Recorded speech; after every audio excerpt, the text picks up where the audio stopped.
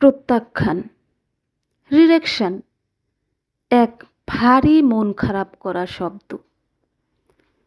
সে বাংলা, ইংরাজি, পার্সি, হিব্রু যে ভাষাতেই হোক না কেন, আমাদের প্রত্যেককেই জীবনের কোনো না কোনো সময় প্রত্যাখ্যাত হতে হয়। কখনো চাকরির ইন্টারভিউ দিতে গিয়ে, কখনো অটো চালকের কাছে 100 টাকা খুচরো চাইতে গিয়ে, কখনো কাউকে প্রপোজ করতে গিয়ে, আবার কখনো কোনো একটা সম্পর্কে দীর্ঘকাল থাকার পরেও। শুরুতেই রিজেকশন, তাও মেনে নেওয়া যায়, কিন্তু সারা জীবন একসাথে পথ চলার প্রতিশ্রুতিতে মানুষটা যদি আচমকা একদিন তোমাকে চিনতে অস্বীকার করে, যদি আচমকা একদিন সে জানিয়ে দেয় তার বাড়ির লোক তোমাকে রিজেক্ট করে দিয়েছে শুধুমাত্র তোমার কাছে একটা ভালো চাকরি নেই বলে, তখন কি করবে? जो मर्द होता है उसे दर्द नहीं होता। বহুকাল আগে অমিতাভ বচ্চনের বলা এই সংলাপকে মূল মন্ত্র ধরে জীবন কাটাতে চায় অনেকে, কিন্তু আমি বলবো এই সংলাপ আসলে সত্যি নয়। জি, মর্দ কো ভি দর্দ হোতা হ্যায়। প্রেম ভেঙে গেলে, সম্পর্ক দুমড়ে মুচড়ে গেলে পুরুষের গাল বেয়েও জল গড়ায়,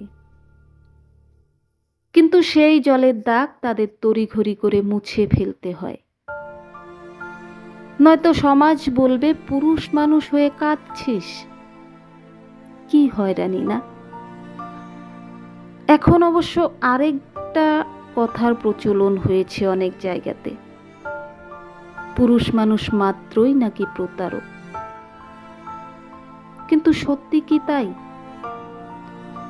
সত্যি কি একজন পুরুষ একটা সম্পর্কে থাকাকালীন আরো একটা দুটো সম্পর্কে জড়িয়ে পড়ে? সত্যি কি একজন পুরুষ শুধুমাত্র খুঁজে বেড়ায় নারীর শরীর? ব্রেকআপের পর মুভ অন করতে তাদের সত্যি কি মাত্র 2-3 দিন সময় লাগে?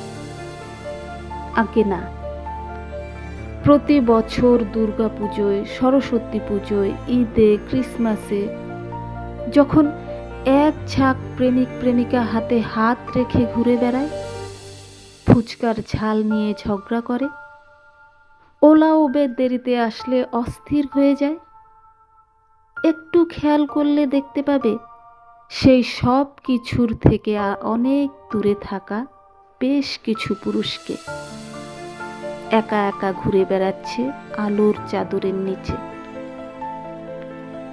এক বুক অন্ধকার নিয়ে, শূন্য দৃষ্টি নিয়ে।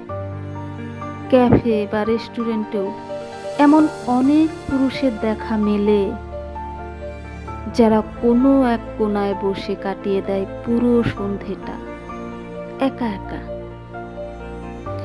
একটু খোঁজ নিলে হয়তো তোমার পাড়া বা পাশের পাড়াতেও এমন কোনো ব্যক্তির হদিশ পেয়ে যাবে যে নিশ্চয়ই তার যৌবনকালের স্মৃতি নিয়ে আজও একা একা বেঁচে আছে, বিয়েই করেনি।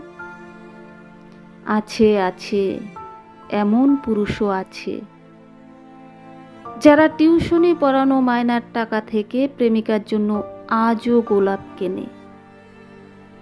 প্রেমিকার বাবা যেন মেনে নেয় তাদের জন্য দিন রাত এক করে পড়াশোনা করে একটা ভালো চাকরি জোগাড় করার জন্য। আর বউয়ের শরীর খারাপ হলে সারা রাত জেগে বসে থাকে। তাদের যখন মন ভালো থাকে না, তারা না পারে কাউকে বলতে, না পারে হাউ হাউ করে কাঁদতে, না পারে সব ছেড়ে ছুড়ে কোথাও একটা চলে যেতে। তাদেরকে থেকে যেতে হয় রাতের পর রাত জেগে, গান শুনে, দিনের পর দিন বন্ধুদের ঠাট্টা তামাশা সহ্য করে তাদের থেকে যেতে হয়। মা বাবার মুখের দিকে তাকিয়ে, সন্তানের মুখের দিকে তাকিয়ে তাদের থেকে যেতে হয়। তারপর সকাল হলেই দাড়ি গোঁফ কামিয়ে ঝকঝকে ফকফকে হয়ে বেরিয়ে পড়তে হয়, বাসে, অটো, মেট্রো কিংবা বাইকে চড়ে। হাসতে হয় সবার সঙ্গে, কলেজের অ্যাসাইনমেন্ট জমা দিতে হয়, বসের গালিগালাজ খেতে হয় অফিসে, বাজার দোকান করতে হয়, সময় মতো ব্যাংকে টাকা জমা দিতে হয়।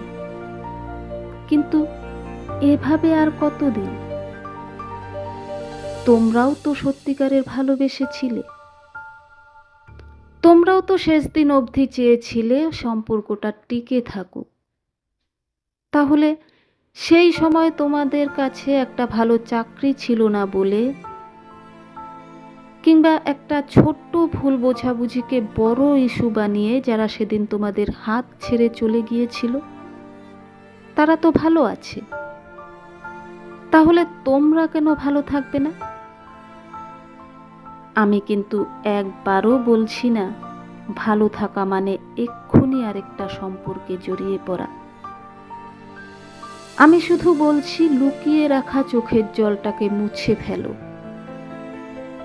এবার একটু মন থেকে হাসো, গঙ্গার ধারে হাওয়া খাও, সিনেমা দেখো, বন্ধু বান্ধবদের সঙ্গে আড্ডা দাও, হাসি ঠাট্টা করো। তোমার প্রিয় রেস্টুরেন্টের সেই প্রিয় আইটেমটা তোমার জন্য কিন্তু এখনো অপেক্ষা করছে। বিরিয়ানি, কষা মাংস, তোমার সেই প্রিয় আইসক্রিম তোমাকে হাতছানি দিয়ে ডাকছে, সাড়া দাও।